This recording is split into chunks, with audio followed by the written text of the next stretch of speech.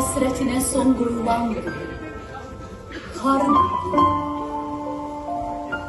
bəxtindəki düyünlərin bircə açıldı.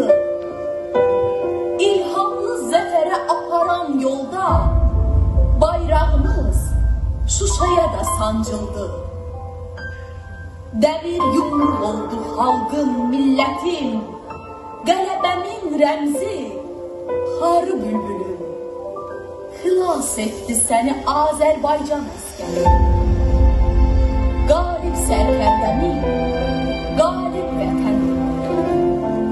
Xarı, bütün dünya qələbəndən danışır.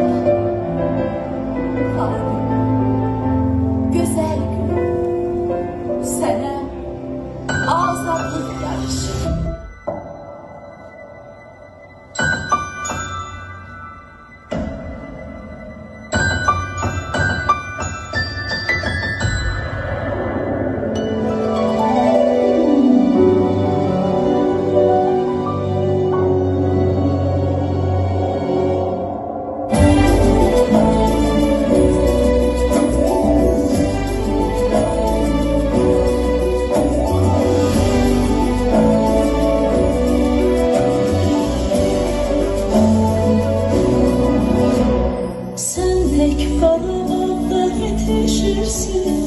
Çıdır düzünde yetişen çiçeksin.